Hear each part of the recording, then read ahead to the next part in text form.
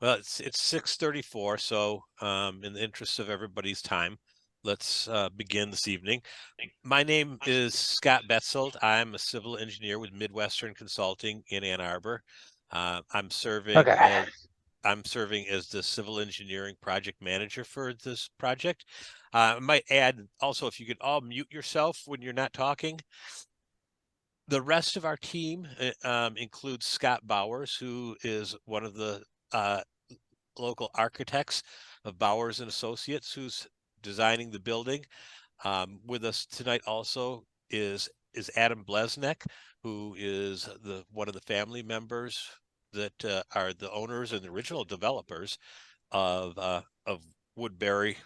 So he's on the line with us tonight, and missing from our team tonight because he's sitting in an airplane somewhere is Brad Moore, who's another local architect. He's traveling this evening and couldn't be with us. So let's get started here.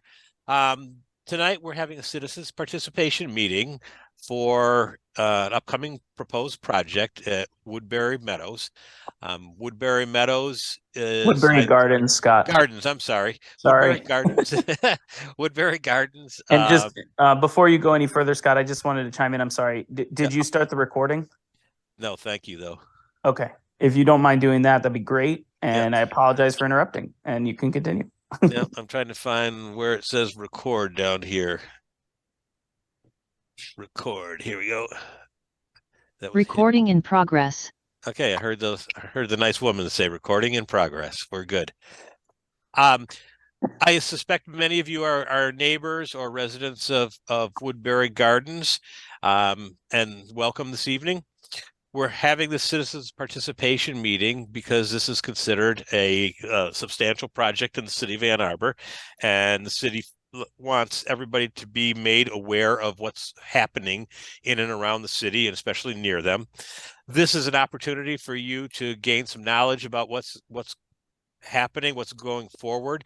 We're in the infancy really of the planning of this project, and this is by no means the only opportunity that you will have to speak and to learn about the project as it moves along. This project will move to the planning commission level, where it will have an opportunity for a public hearing. It will also move to city council, where it has an opportunity for a public hearing. And we're, as a team, we are very open to addressing comments and questions that we have from neighbors and residents. So I've got you all signing in, I'm guessing. The citizens participation meeting will last between 6:30 and 7:30 this evening.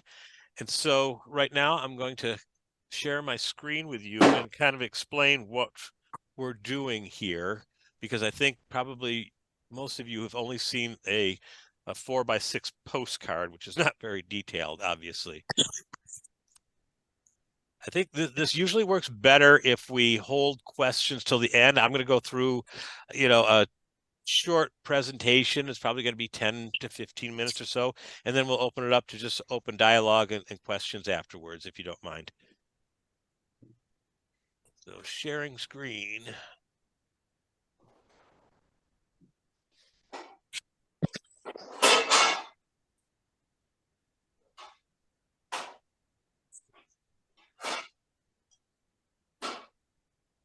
Okay, can someone verify they're seeing my screen? Yes. Okay, that's a good start. I can see. Okay. This is an overhead aerial. I'm sure if you guys are here this evening, you probably know where this is at. This is on the east side of South Industrial, south of Stadium. The project was begun with Adam Bleznak's family and relatives in the late 60s and continued on in multiple phases until the mid to later 70s. Homes were built in phases all around. This is, I believe, Astor and Wisteria that circle the site. But it's a very nice community. I've been there many times. I was involved in the project that revitalized the clubhouse several years ago.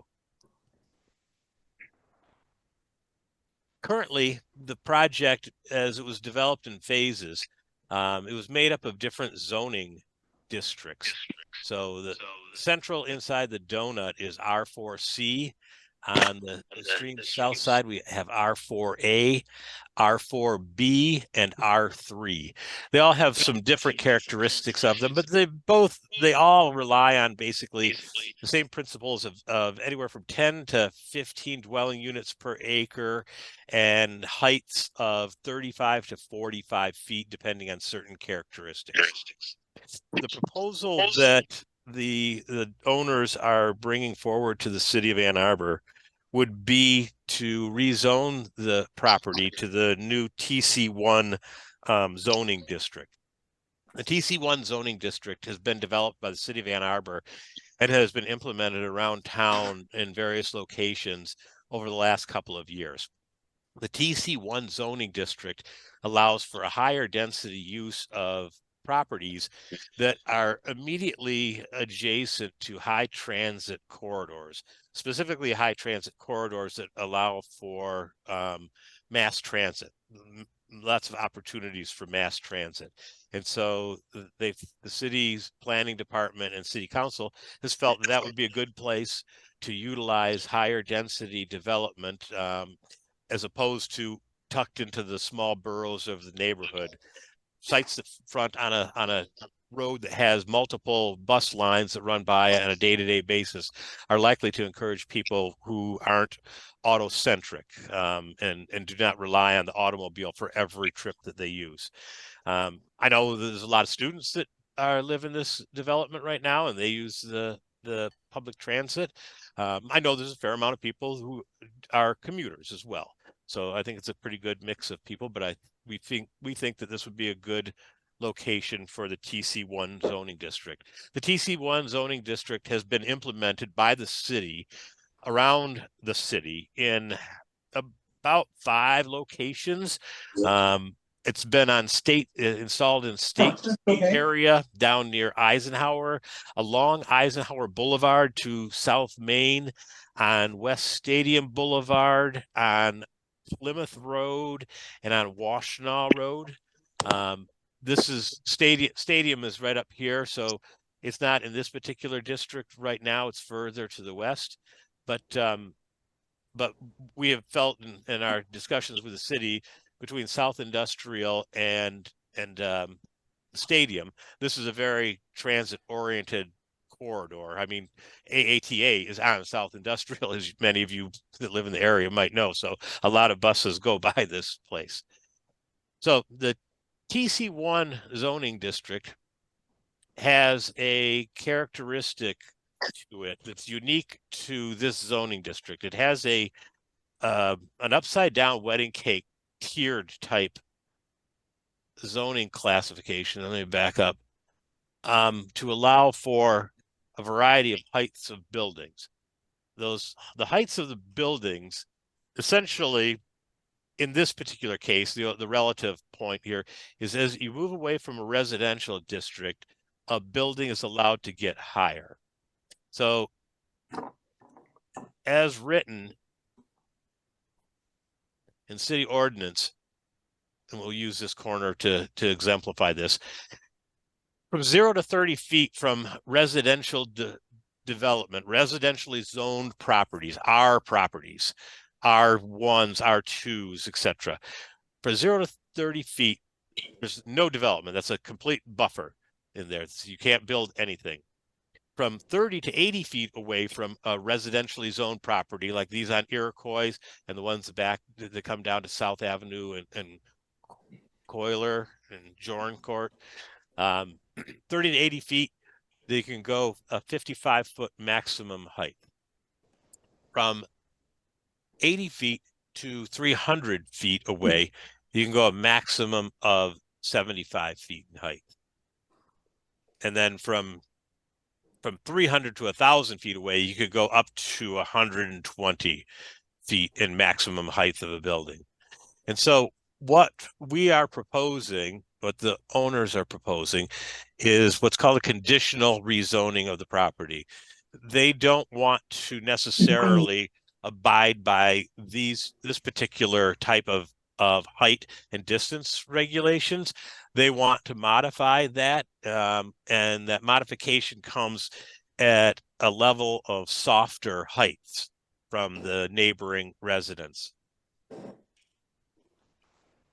And back out here and go to this.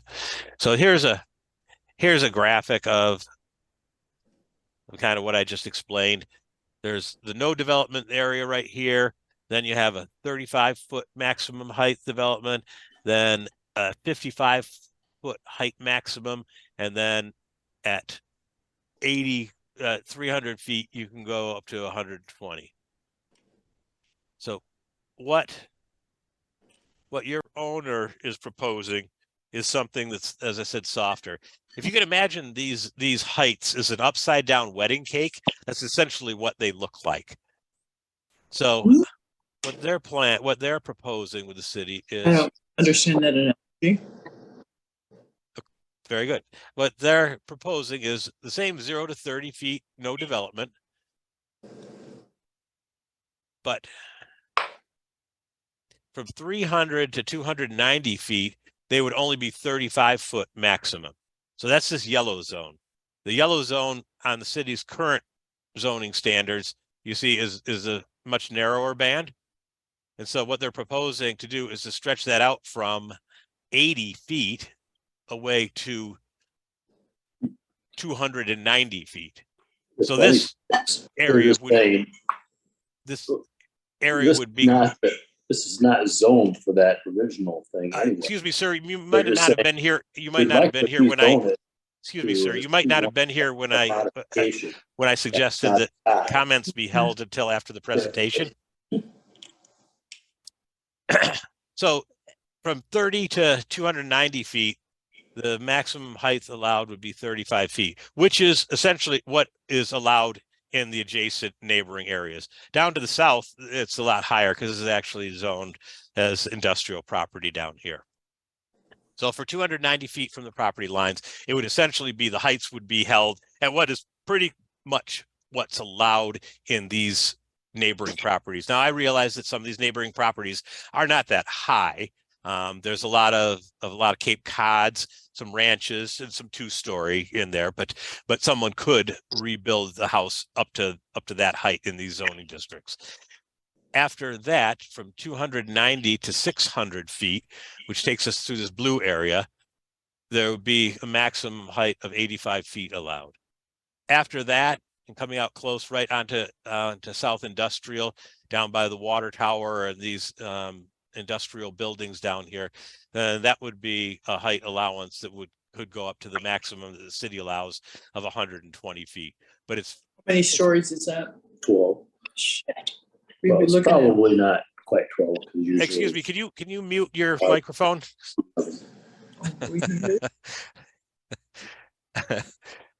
So those are the conditions that are being requested along with the rezoning in this particular project. So the object is obviously to try to soften the impact on the neighboring environments, while at the same time working with the city to fulfill some of their goals of trying to increase density and getting more housing units on an already developed piece of property without taking a piece of undeveloped property off the market. Excuse me. This is, let me get the right size here. Yeah, that's not good. This is a floor plan layout of what's being proposed. Let me back up to an aerial here.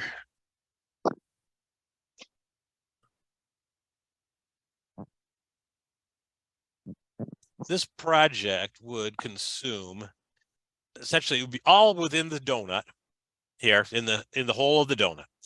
So it would essentially create an L-shaped building that is right in this area. This building here would remain, and a new wing would come down this way, come over this way, and there'd be a new common area, recreation area right in here. So just for some perspective about where we're at.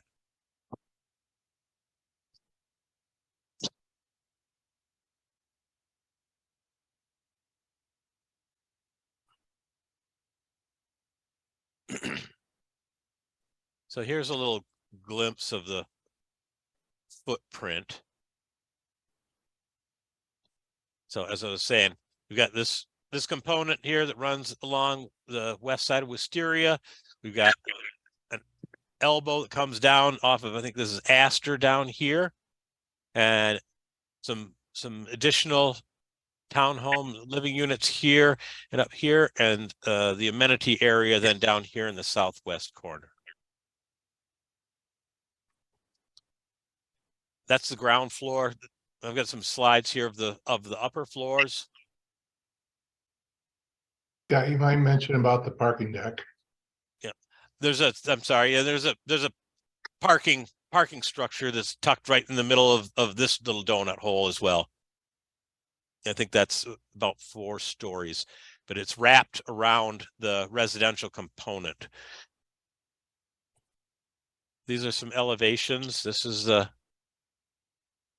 east elevation. I think that's Wisteria, I believe.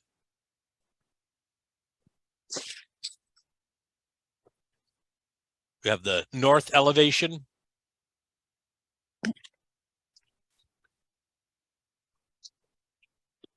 That's a different north elevation. I guess one is highlighting the first phase of this, and the other, I guess, not. But this will be built in 2 phases.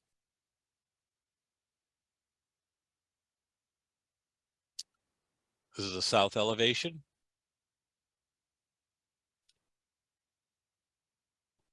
And that's the introduction. So I'd be more than happy to answer questions.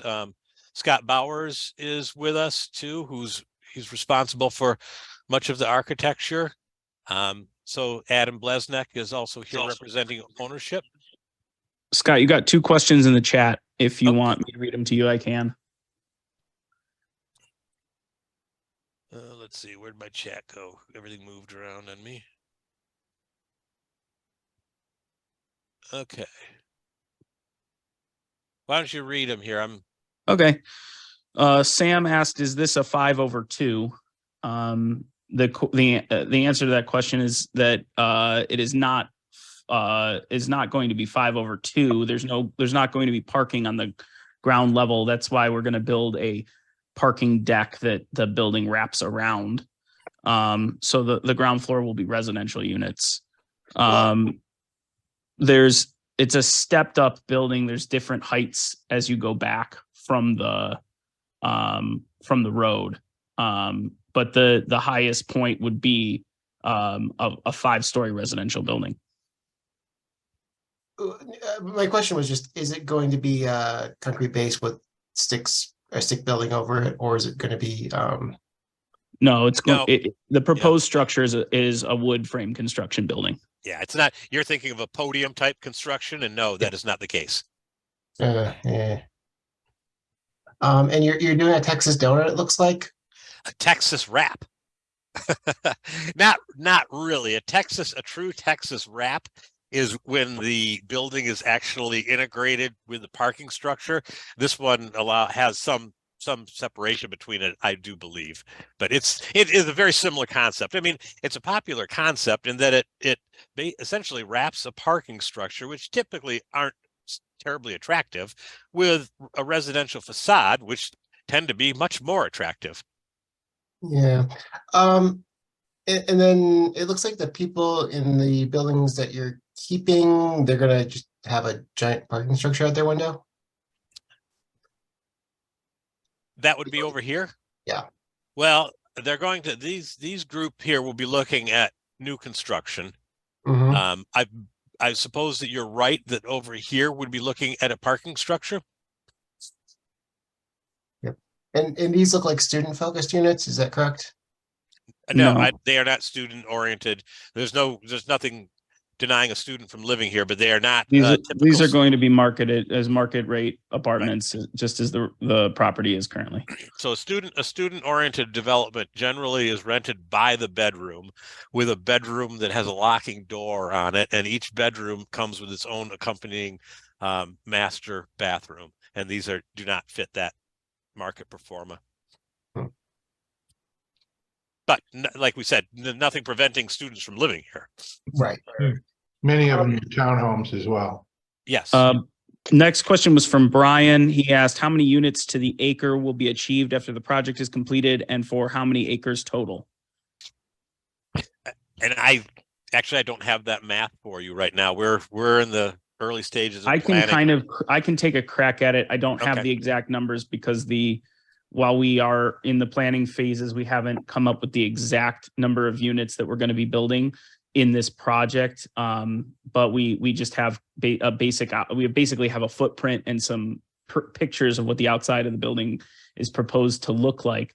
But as we're working on it, there's currently 538 apartments and townhomes at Woodbury Gardens, and it's roughly 44 acres of land. So obviously it's a little bit over 10 units to the acre right now. When completed, the project will compose of roughly 900 apartments over the same number of acres. So it'd be just over 20 units to the acre when it completed. The next question is, Brian, do you have any follow-up from that, or did that answer your question? No, that's good. I don't know if this was your intent or not, but PC1 is based on transit-oriented development principles and best practices, and you would need a density of 15 to 25 units per acre to really support a transit line with walkability and everything else. So thank you. It sounds like you're within the zone. Yes, and also just to clarify too, we're planning this as a several phase development, but the zoning would be over several parcels of land that are not actually in a part of the plan, the site plan that's being approved. So the plan would be over time, once basically this proof of concept is supported by the city in terms of not just the government, but actually by being a successful development. Then the plan would be to also increase that density number up to the 25 units per acre number at least, in order to be accomplishing the goals that you're referring to. To further explain, if I didn't clearly, the development is made up of 5 different parcels. This parcel down here is this whole separate individual tax parcel, this R4A. In the center is another separate parcel, actually 2 in the middle here that are R4C. Then we've got another parcel over here that's R4B, and then the wrapping of the road out here is R3. And so the proposal is to rezone everything to TC1, but the initial construction is going on in this end of inside the donut hole there. The next question was from Astrid, who asked, would the pool remain? And the answer to that question is the pool that exists will most likely not be there, but there will be a pool included in the ultimate development in order to market ourselves appropriately and serve the needs of all the people in the community. Most of, if not all of, the common elements of the property are going to need to be expanded. They will be done in this proposed development. That would include the pool and other common elements that will need to be increased, such as fitness center space and some usable outdoor space as well, among many others. So I hope that answers your question. The next question is, what is Woodbury's plan for the people currently living in these buildings whose homes will be torn down to build this? That's a good question. The proposed development currently only is going to affect 3 apartment buildings in the southeast corner of the donut that Scott has shown in his picture. Those 3 buildings have 11 units each in them, and therefore there's 33 apartments that will be affected by this during the construction phase. First of all, the people currently living in those buildings, if they are still there by the time this project is ultimately approved and construction begins, which is, it is a process that takes quite a long time, and we're hoping that we can get it done fairly quickly, but it is not something that's going to be beginning imminently. though we will be working to do our best to make sure that everyone is relocated into a satisfactory living environment for them. And we will make sure that nobody is displaced by this unfairly in any way. I hope that answers your question. If you want to have any follow-up from that, you can message me directly in here, and I'm happy to follow up more about that if you have any questions directly about that subject. I'm sorry, I really hate to interrupt, but I would actually love for you to just expand on like more of what you mean by I'm one of the people living in one of those buildings that's going to be torn down by this. So I think a couple of the people in the I think that your specific situation is one that I would be happy to speak with you directly about instead of doing it in a public format. I'd welcome you to message me some contact information, and I can reach out to you either at a time that's convenient for you. We can schedule a time to discuss that. If that's okay with you, doing it offline, I'd be happy to address that personally, just because I feel like that's a question that doesn't necessarily apply to everybody in the group, but I would love to discuss that with you just so that you feel comfortable with what our strategy would be. And I'm honestly, so that your input could be part of how we make a plan for dealing with that. Adam, I would be on to be very, very frank with you. It's not something that we have a plan for. So we'd like to have everybody involved that's going to be impacted by it be part of the discussion for sure. Adam, I think there's a handful of people in this. I know there's like almost everybody in this building, one of the buildings, who's on this call, and people have lived here for like 40 years who I think it would be very important if you guys set up a call for any people who live. Thank you for that input. That's great feedback. I appreciate that. Excuse me. Hi. Yes. My name is Nelda Walsh. I'm at 1335 Astor, which is one of the buildings. I've lived here and paid rent in full every month on time for 15 years. I know the community and most of the residents. Every day I see people in the community walk their dogs around the block. It's a happy place. It's a really nice place, and it feels like a residential neighborhood. Okay, I know that this used to be the Botanical Gardens from the 1960s. I also know that out my window every morning, I hear birds singing, beautiful songbirds singing that have been part of the generations of wildlife at Woodbury Gardens. If you do this project, that will go away and it will never come back. The whole integrity of Woodbury Gardens will be destroyed. I'm really opposed to this. And also one other comment, if you have all of these units, Wisteria Avenue, Astor Avenue, and also Woodbury Avenue are public city streets. What are you going to do about the traffic? These are small little streets.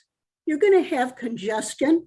Are you going to have something to cut down the pollution? Everybody in these new high-rise buildings will be entitled to have a car, and they will. You will change the whole integrity of this beautiful neighborhood, which everybody here considers it a community. You will change this whole environment forever. So I'm strongly opposed. I will have more reasons to oppose as time goes by.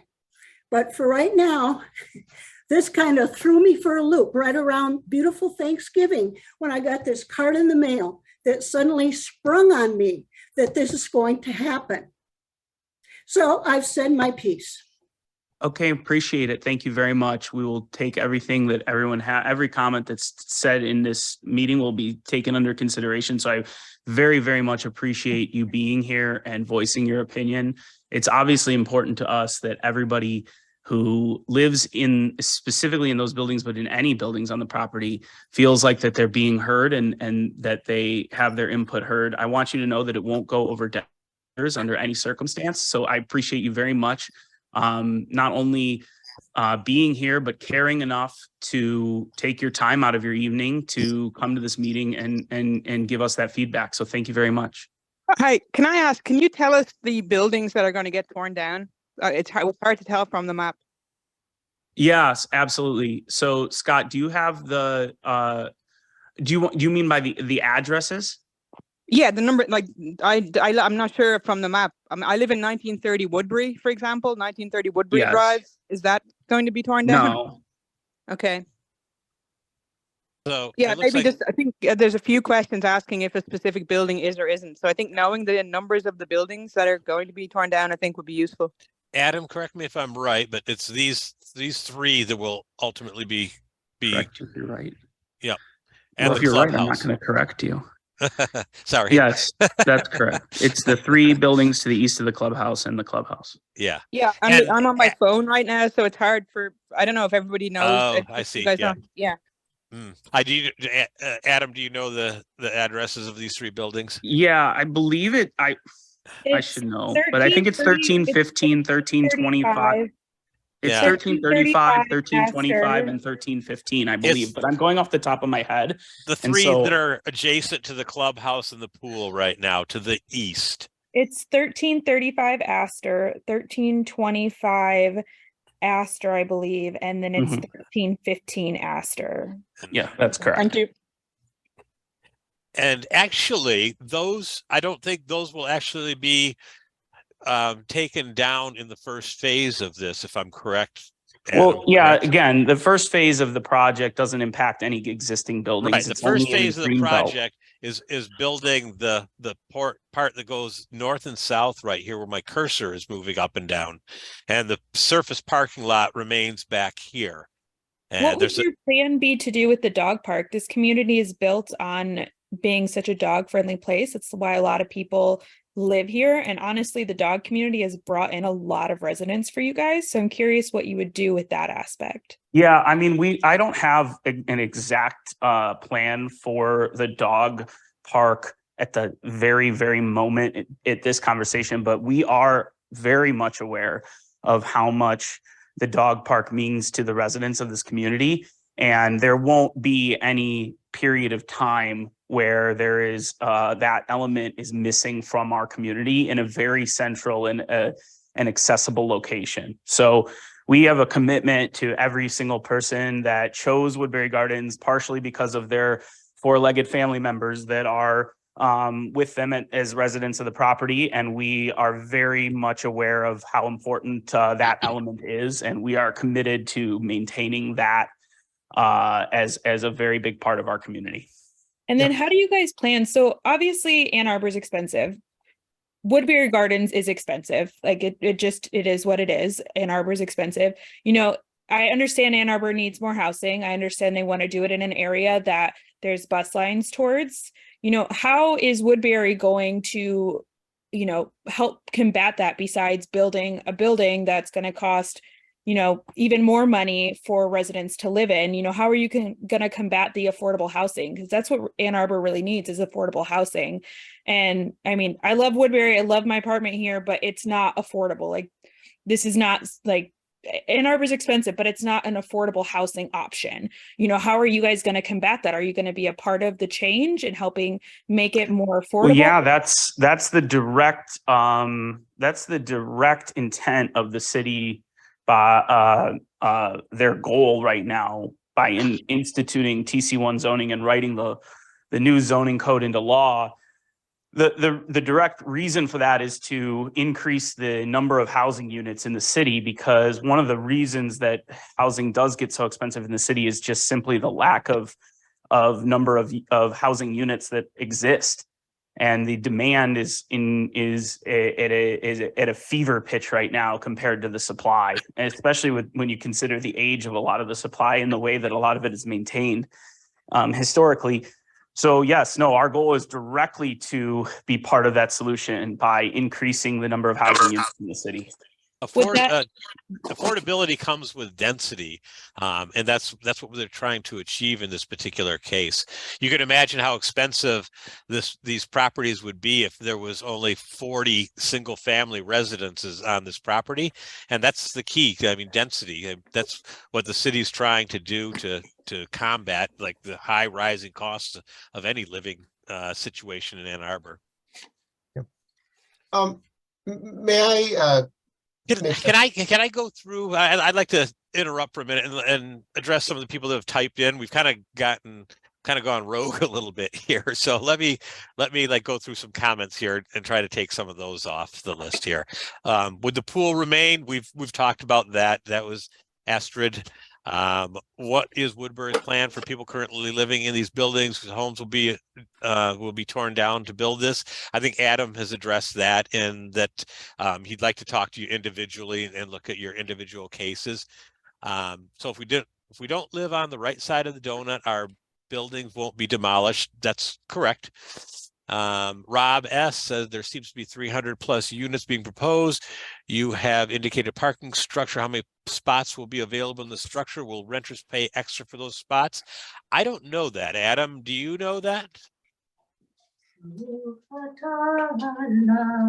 Sorry. The question was, would people pay extra to park in the parking garage?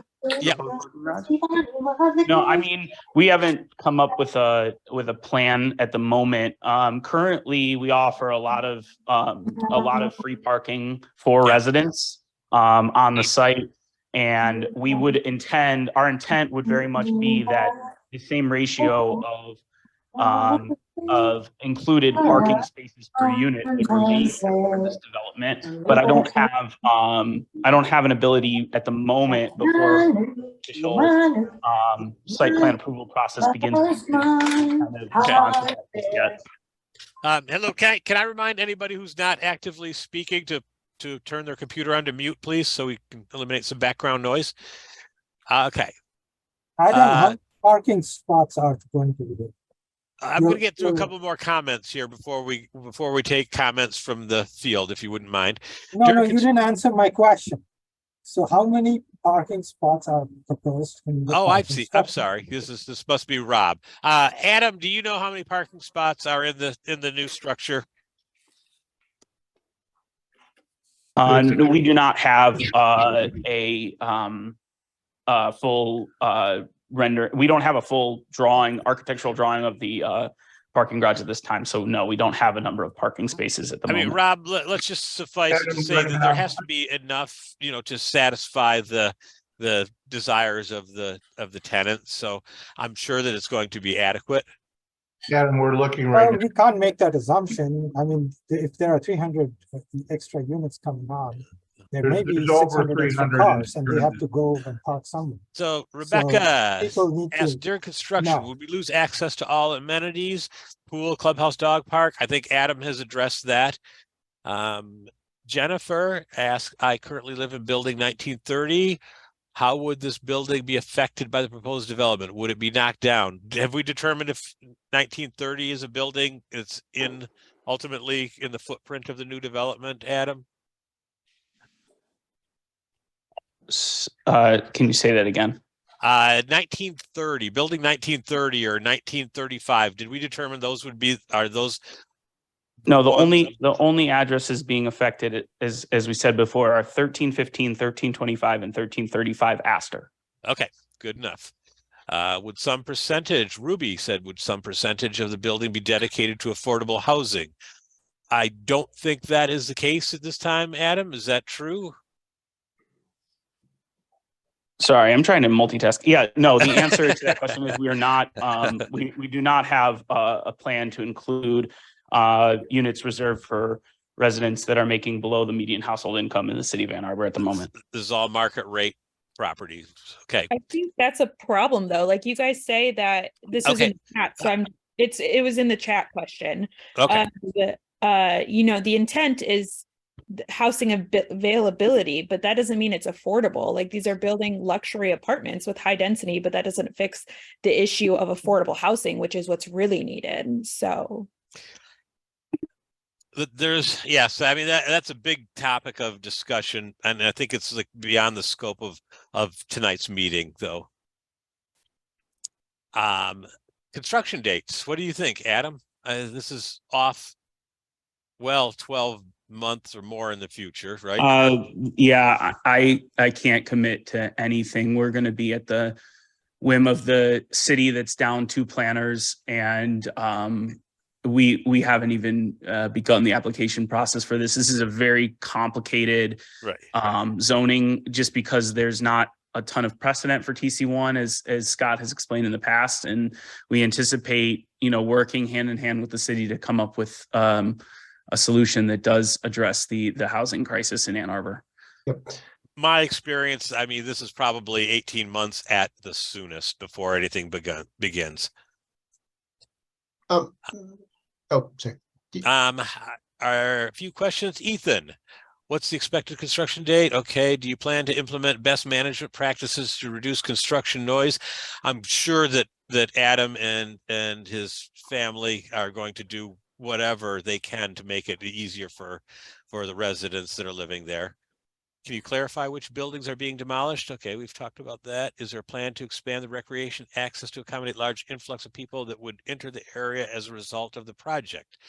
I don't know that we've actually talked about that and discussed that yet. We are in the infancy. There are 2 parks that are in the area, and there's some opportunities that exist in the parks and also the adjacent privately owned property that is up in this area. And so that's something that we can certainly take into consideration moving forward. There will be more people, certainly, and I'm sure there will be more demands on such things as a dog park and other activities. So that's a very valid point. Will additional roads need to be built? No, there are no additional roads necessary. The roads here are actually quite generous. So if you notice in the aerial behind us, they're 2-lane with parking on both sides. You can't even build a road that wide anymore. You're limited to parking on one side only. These roads were built in the era of civil defense, where everything had to be super wide in the event that you had to military vehicles were going to access your excuse me. I have a comment about that. Nelda Walsh here. Okay. Lived here for 15 years, as you know. Now, I drive on those streets you're talking about. I drive in the winter. People park on those streets. In the wintertime, sometimes there is very little room for 2 cars to pass each other, especially in the wintertime. So don't go saying that these are big, wide streets. I live here. I know. I drive them in the summer and in the winter. Point taken. Thank you. Energy efficiency. Adam, do you have any comments about energy efficiency?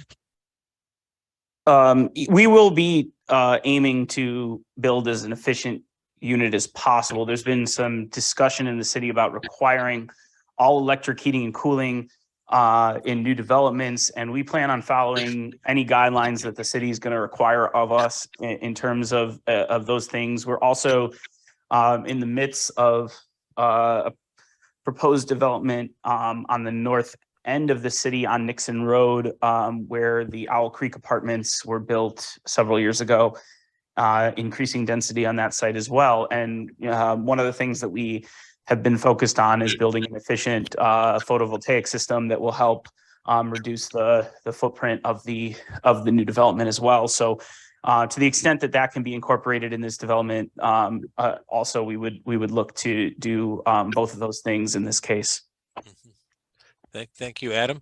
A percentage of increase in rent. I'm quite sure that you don't have numbers to address that right now, Adam. Yeah, no, that's accurate. I mean, we don't have, we don't have construction drawings or bids. We don't know what it's going to cost, and we don't know what rates are going to be or anything like that. So it's very difficult to say. But we're aiming to build all sorts of different unit styles within this new development. Some units will be much like our current townhomes, which will offer several bedrooms split so that there's many roommate situations and families situations that will appeal to. And then also some much smaller efficient units that will be able to be provided at as low or lower cost than some of our most of our other apartments that are already existing. So that's the goal. That's the aim there. Mm-hmm. Okay. May I make a few quick comments? Yes, go ahead. Sure. And I'm trying to be constructive here. Is there a reason you need to rezone everything, or just annotate the screen here? Could we just zone this part TC1 and keep the heights that you were asking for anyway there? Just leave the outer part the same. Well, you can't actually because of the zoning requirements of the TC1. They start at a residential zone property boundary. And so if you were, for instance, started down that path. yeah, if you were to keep the R3 zoning, for instance, then all of your setbacks begin at that point, and it consumes the entire property. Okay. Hopefully small ask. If you do go through with this, would you be willing to improve the pedestrian connections if you just go to one of the maps? Sure. So right now, down lower? Yeah, right about there. So if you just stop right there. So right now we have this kind of semi path here to connect to Kohler that's not great because there's a step right here that just got rebuilt for some reason, and then this part is gravel. You could pave that. Ideally, there would be another one here, one to this little park here, which was actually the driveway to the gardens, and then one over to venue here, and then there's another one here. So if those could be improved as part of that, that'd be a nice. So Sam, I'm so glad you asked that question, and the answer to your question is invariably yes. Where there's a few things that have been holding it back. First of all, I've been in discussions with the owners of the venue about that kind of little hole in the fence underneath the arborvitae, which people are ducking through to get over to that side of town. And that is definitely something that we plan on. We're working with them to have a much more accessible, cleaner, well-lit path connecting the two properties. We have support on their side, and it's something that we're working on with them.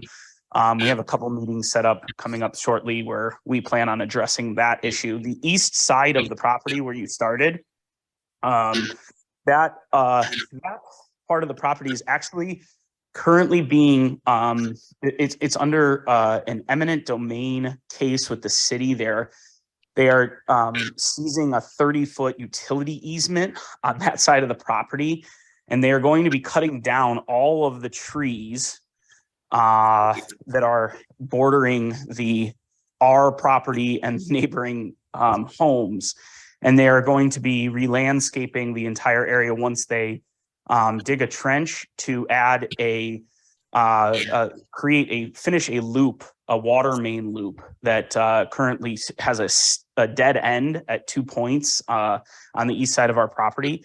So this is something that it's a really interesting process that we've been going through. I guess, the city has the right to claim the land, and then they are going to take on that project. And then after it's done, that's when I think it will be the best time to put some improvements in over there to the extent that we're able to. We're definitely trying to involve the city in that process. We've had several people from the city reach out to us in the past about improving those pedestrian walkways. And so our intent is to do so.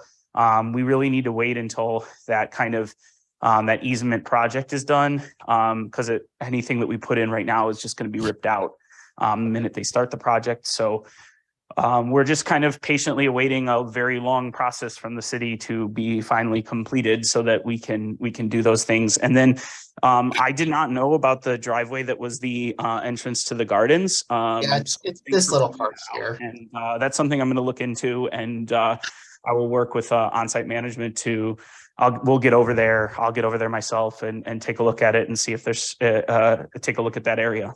I lived at the property for 4 years, and I actually that's the one access point to the property that I have not walked through or ever been through. So thank you for telling me about it. There's actually a fence in the way now, so you'd need a cover. We'd have to work with the neighbors then. Okay. I appreciate you pointing it out. Thank you. And Sam, I commend your skills on navigating Zoom. Obviously, this is not your first rodeo. No, I work from home. And then finally, just to draw your attention to it, there is a little foot connection here to Harp Street that is also like in bad condition. And if that could be improved as well, just to finish up all the connections. Awesome. I think Adam is committed to look at all of those. So hopefully they could also be accessible for bicycles, because the one over on the east side that was recently repaved, it's still a step. So there are a lot of people who ride bikes there, and we have to go across the lawn to go on the trail out to Kohler. So I would just also suggest that. Okay, thank you. Noted. Jade wondered if. Oh, sorry. One final comment. Okay. What might I suggest for the dog park is if you could work with the city to put it here, and if the property were perhaps willing to maintain it but have it as a public park, that would probably be a win-win. I would agree with you 100%. That would for certain be a win-win. So the only thing that well, yes, I'm not going to get too far into it, but yeah, the maintenance of it, we've liked the way having the responsibility for maintenance. So if there's an ability for us to do so and continue to maintain it, then yeah, that would be great. That would be wonderful. Okay, getting back to the comments, Jade asked, will be notified about future citizens participation meetings held by the city. There is only one citizens participation meeting for a project like this, but there's public hearings that are a part of the site planning process at Planning Commission and at the City Council. Each one will have an opportunity for people to speak, and you can ask questions of the developer and he will answer them when his turn comes up to speak. I live on Harps. I'm glad to see that didn't answer my question. Will we be notified when those are happening? If you left your contact information in the sign-in, you can be notified. Okay, thank you very much. You're welcome. Harp's glad to see that we're potentially getting a few hundred new neighbors. I'd love to see this even denser and taller. Well, I'm glad to hear that. I would also love to see Woodbury have better connections with the surrounding neighborhoods. Harp's okay. I think that's a lot of what Sam has been talking about. Agreed, Brandon. It's nice to have better connections. Yep. Okay. Birds are deterred by buildings that are more than 2 stories. Okay. 600 million birds die every year to high rises. Thanks for giving us an opportunity to leave about the project. The park. We've talked about the parks a little bit. Sam, thank you for your cooperation and help, Sam. I just put my contact in there. Okay. Oh, gotcha. Oh, gotcha. Right. Okay. Missed that part. Yeah. Does anybody have any further comments? We're nearing the end of the session. I think that I don't know if you saw the question about the parks. The answer is the parks are not going to be touched by this development. So at the moment, there's no plan to have any involvement in Freisinger or Woodbury Park in any way. Well, so I'll elaborate on that. You actually can't. It takes like a majority huge vote and potentially a citizen-wide referendum to sell city park property. So that it's there and it's going to stay. Whether you can get the city talked into you adding personally your amenities to the park with the agreement to maintain them and everything, I would suggest that probably rests on whether the city feels like what you're going to do in their parks would add liability technically to them. But I know it's happened to some extent in the past, but. And I also want to thank everybody who are current residents in 1315, 1325, and 1335, Astor, for attending and being part of this conversation. I will put together another opportunity to meet. I think it'll probably be prudent before there is, obviously it would happen before any other steps were taken in terms of application to the city and things like that.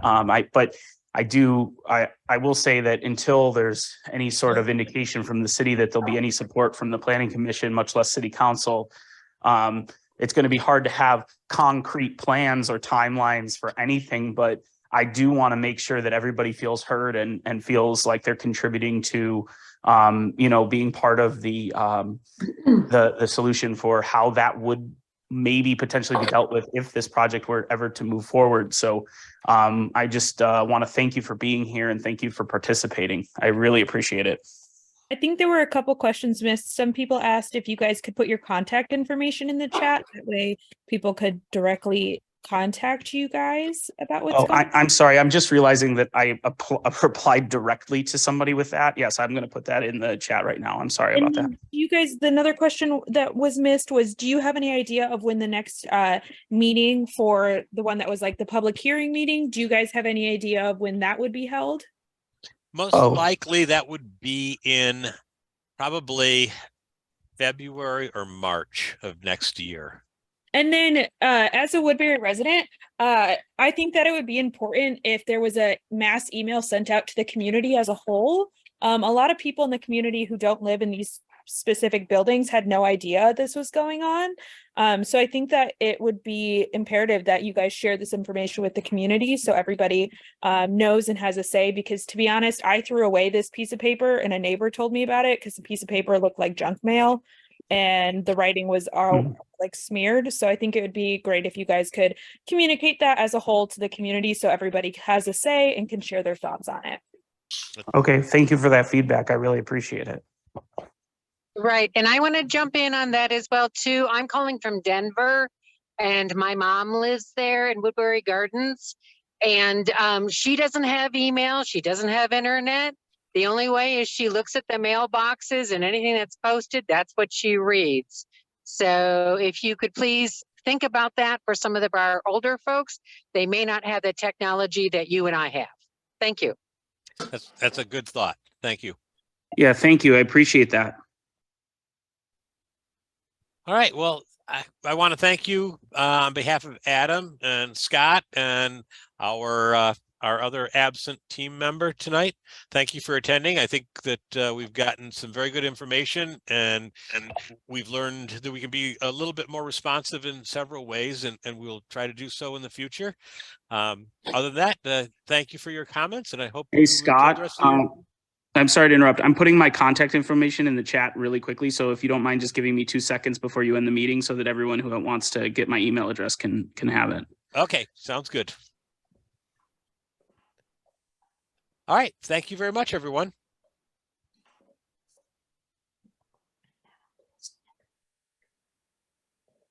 Thank you, Scott.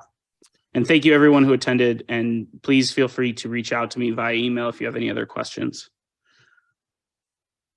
Also, there's a council member who just put their email in as well for residents who would like to reach out to a council member. So check. I'm leaving it on. I'll be the last one at the meeting. All right. Thanks, Scott. You bet.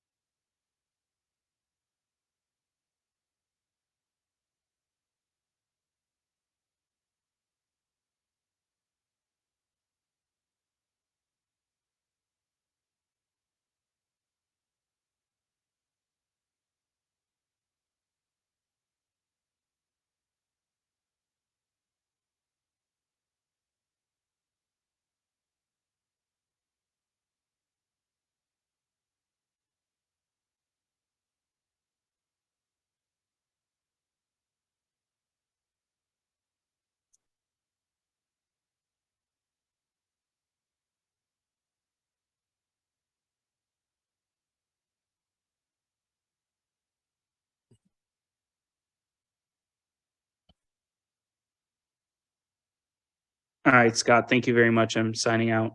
All right. Good job, Adam. Thank you for the help. Take care. Have a great evening. Thank you for everything. All right. I appreciate the support. Yep. Bye.